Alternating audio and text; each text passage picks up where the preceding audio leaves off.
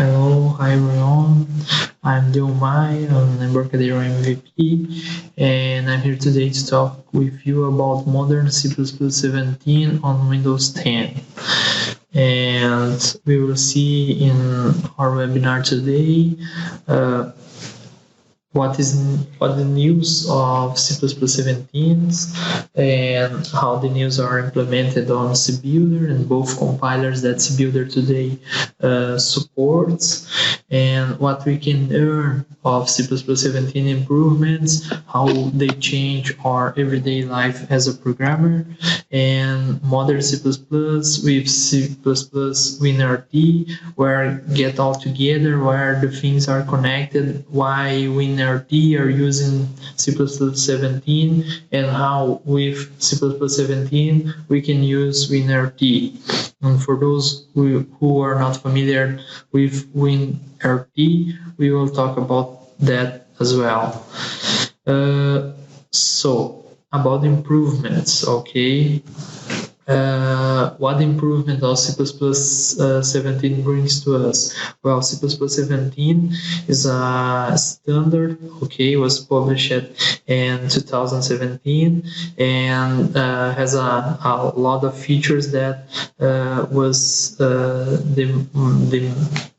main thread of that topic. It was improve C++ as a language. Is a great project that will go until 2020, where we have many other improvements on C++ standard language, and C++17 is very important because it's almost the end of this great project, and C++17 compact or finalize many of the features that was previously implemented on C11 and C++11, C++14, okay? So C++17 has many features that bring us a more powerful source abstraction, so we can have our code very abstract. We can represent certain entities that wasn't even possible to represent in C++ code before. We can have more complex, more abstract structures, okay? And the main focus of all these changes is development performance. We can code very, very fast with C++17. I don't have the numbers to tell you now, but with a very little bunch of code, you can have a very structured source that will represent many line of code without these new features of C++17. As well as simplicity, because as our code get more simple with less line of code, our code is easier to read and easier to work with, okay? And for C++17, Embarcadero was updated Clang. Okay, we have the both compilers on Embarcadero CBuilder. I will show you later on our examples. And Clang 5.0 is a very stable version that we are using on CBuilder Rio, and Clang is a very powerful compiler, okay? To give you a notion, both browsers, Google Chrome and Firefox, are using Clang as their main compiler, okay? And you can use with CBuilder in your application as well. But the things that I like most in the new version of CBuilder was that Embarcadero updated as well the native compiler. So if you are using the native compiler in a old application, you want to use the characteristics of C++17, you can use just in your native compiler. You don't have to migrate to the Clang or other compiler to use that features, and it's very powerful because I know there are a lot of programmers out there with many projects in native compiler that don't want to migrate to another compiler, and now you can use your source with the C++17 features. Okay. Native compiler brings most of C++17 features, as you can see here, from C++ reference compiler support. Okay, so the native compiler for 32 bits are now updated as well. Clang, as you can see here, as well implements all these C++17 features. So native compiler examples. Let's see here some examples of we can use and some of the features of C++17. Okay, all these examples will be on GitHub. You can download and use in your applications as well. Okay, I just classify many features. I don't put all the C++17 features here. Okay, there are many GitHub sources from community on internet with many examples of all the features. It's a very long list. Okay, I just put here some of the most I don't want to tell important, but the most strength ones. Okay, template induction. So here our templates now don't have to be specified by type. I just can declare a new class, a new struct based on a template, and from induction, from declare type, the compiler automatically will cast what the type of that template is, and will create that class based on that class, okay, on that type. For the expressions, another feature that brings us a lot of complexity, a lot of abstraction, because now we can have many arguments, varargs, many arguments in some template call. So I don't have to create a template method with 1, 2, or 4. Okay, I have just put templates with these 3 dots, and I can put many parameters as I want as a declaration of this method. Okay, and as you can see here, if either type has its implementation of the conditional e bitwise e and okay, the method will automatically bind the result for us, as well as this sum, as you can see here in this example. Okay, other great feature is lambda const expressions. So lambda can have a constant value on this implementation, and we can use as well before the auto declaration, so we can capture the lambda with const expressions. Capture this by value, so now we can capture the class this, okay, by value, not just by reference as we can do before. As you can see here, we just they reference this, and we can copy it by value when we call it. Okay, this was even possible before. We have to do other things, other operations in our source to access this kind of functionality. Okay, nested namespace, I like this a lot as well. Now we don't need more declare many namespaces one before another. We just have to declare one single line, and we can put many namespaces in just one declaration. Okay, just bring us more simplicity, more speed on our namespace declarations. Structure bind. This saves a lot of code as well. I don't know if you are familiar with Python or MATLAB, but it's very similar what those languages do. Okay, we can just break, okay, structure, a map, a tuple, or array, or in this case a pair, and two separate variables with auto. Okay, so these two variables are break based on these base types of our pair. Okay, this saves a lot of code when we are interacting through lists, through maps, and you will see in other example that after this this feature as well. Statement initializer. Okay, so we can have now in the same if clause, we can have both conditions.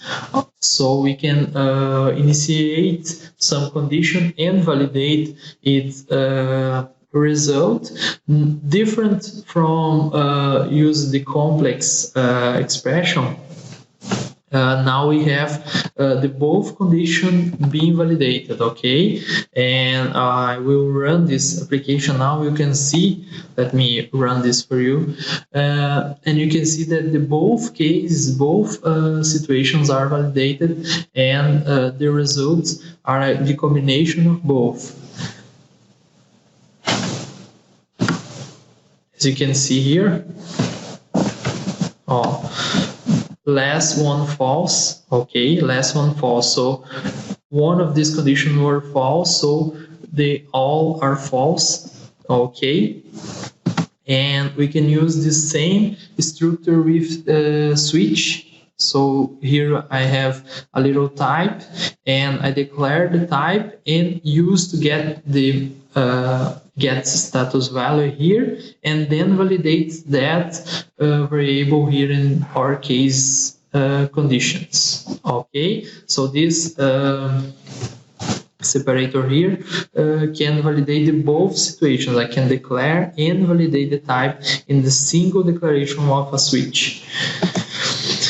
If const expressions, so I can on compiler type define if const expressions. This const expression will be validated on compiler type based on type that I use on my template. As you can see here, I can put many types, many different types on our template, and all these types will be validated on the compiler type, and we can have the final results. Okay, here validating if is integral. Okay, is linked to an integer type, and this all is linked by in compiler time. We have as also a non-list initiation. So if you have a unsigned char type, you can initiate the array all in one, just one calls, just one call. Okay, I didn't put any example here, but we have also the base type bytes. Okay, the base type bytes don't allow arithmetic expressions, just bitwise operations. So if you have some kind of memory that not destined to arithmetic expressions, just bitwise to move, to short, to end that data, you can use the new basic type byte. And we have new attributes, new native attributes. Okay, fall through. Okay, this indicates that fall through is intentional, that always pass through here. Maybe you use it.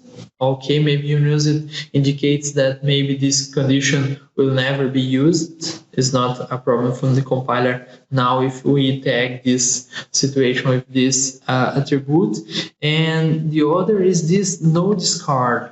Okay, if we put this no discard in a function call, as you can see here, the compiler will generate this warning if the developer don't bring don't use the return of that function that we declare with these attributes. Okay. STD variants. So our variant now our template now can vary the type during runtime using, as you can see here. There are other types like optimal as well. Optimal indicates that we can return our string or not. As you can see here, if this parameter was true, we return a string. If not, we return just a null or an empty bracket. Okay, so we return empty to our color. And you can see here, we can validate if here, okay, if was true or false or parameter, and if we have or not some return. Okay, and stdn, I like this a lot as well. stdn can capture any kind of data. We can validate if any has a value with this method here, and we can cast any to any type that we want to cast to see if the type is in any. Okay, we can change any at runtime with this cast by reference, and we can change the value of any. Okay, and if we mistake the any type, we have bad any cast exception, as you can see here. And the most powerful thing of any, in my opinion, is here with maps. When with a single hash, like a single hash, I can have any map, so I can store with just an index string any kind of data. Okay, that brings us a lot of complexity, a lot of features, a lot of possibilities that was even possible before. Okay, here as you can see, I can store an integer and a string and a float in the same map. Okay, just using any. And after looping through all the items, as you can see here, using static binding, structure binding as well, and I can capture that value and validate the type that is stored in that value, and then act according with that type that was stored by any cast. So it's very powerful, a very powerful tool, a very powerful feature that we can use in our applications now by C++17. Okay, well, bring back to our presentation. Now we have to link all these C++17 features with WinRT. Okay, but first, what is WinRT? C++ WinRT. What is that stuff? Well, WinRT, as you can see here, is not only for build store apps. Is not a collection of Windows APIs. Okay, is not more focused on Windows platform. Universal platform. Okay, Windows runtime now is more focused on bringing access to many features of the operational system. Okay, many applications, and for us, for developers, is more like ABI, as Microsoft says, a binary application interface, so we can interact with many operational system resources by Windows runtime, Windows RT, okay? And this Windows RT over C++, as you can see here, has a lot of C++ class wrapper. So us as a C++ programmer have all this advantage that all these wrappers are written in C++ with the pattern C++17, so we can access all that class wrappers to natively operational system access to many features. And as you can see here, I will show a simple example of what we can do with Windows RT. In this example, we'll access a sync feed. Okay, we will list a feed content item from Microsoft blog, as you can see here in our URL, and we will do that with WinRT wrapper classes. Okay, and what we need to do to access this feature, these classes, is just declaration includes. Okay, we have to include all the Windows API to Windows RT access here, and we have to use Windows Foundation, okay, to generate an URI based on our URL, okay, and after that store a password credential. This password credential in this case are not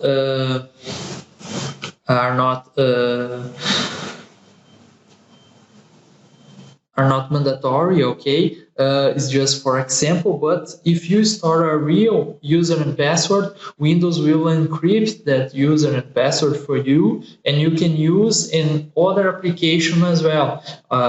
What I mean, if you want to use that user and password in a browser or in other application, you will have access. Windows will show that little window with all the stored user and password that he has on the operational system, and user can choose that user and use in other application, not just in this one, okay?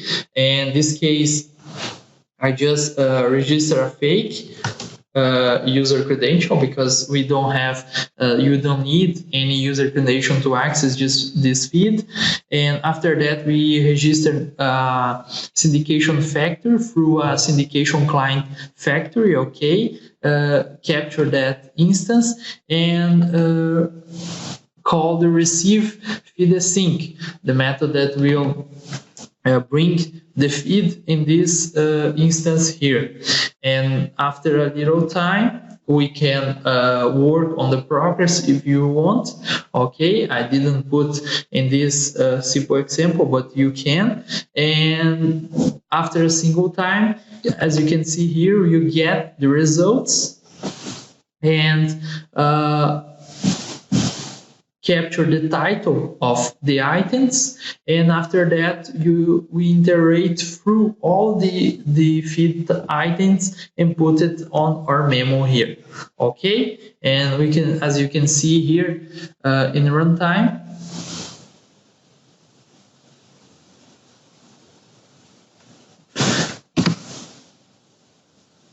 okay, so after that, what I can see, there are many classes that Embarcadero worked for us in WinRT. As you can see here in this folder, there are a lot of libraries that you can use in your applications, all that are mapped to CBuilder as well, and all of that classes has access to C17 features, so you can use all of that in your modern applications.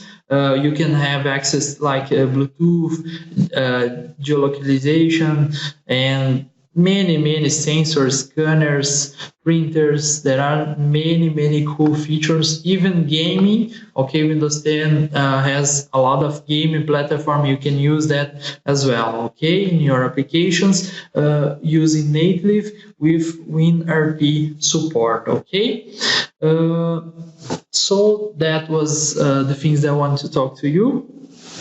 Thank you for your attention. Here we have some reference for Microsoft documentation on using C++ with WinRT and interrupting with Windows API.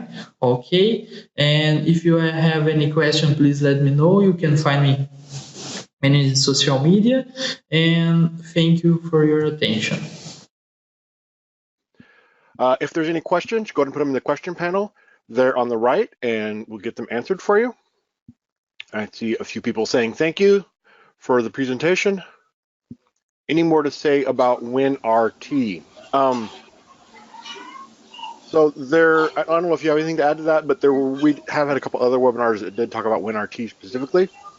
That you can access those at webinar at the replay link that I posted there for the Windows 10 Modernized webinar series. Dion, anything you want to add about WinRT? Okay. Well, there is a lot. Is a very complex. It's a very great library.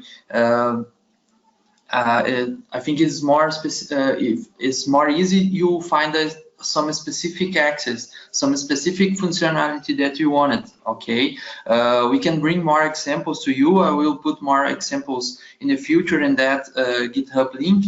But if you want some specific example, like an email send or access an game library, you can send me an email, and I will try to do that for you. I'll put your email address here in the chat window so they can follow.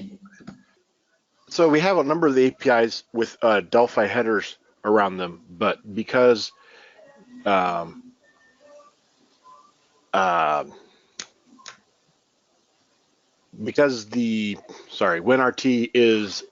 has C++ headers natively, it's actually easier to use from C++ Builder. Paul's saying UWP became a thing, then kind of faded away. Does this look to stay? So UWP actually evolved, which is frequent with Microsoft. We had a webinar with them this morning, a few hours ago, where we were talking about the future of UWP. Originally, UWP was this idea of an app that can run across multiple devices. That kind of is true today. They basically any app that takes advantage of WinRT is classified as at least partially UWP because it takes advantage of UWP. So that's still a thing, and you can make a. I'm not able to download the slides. Interesting.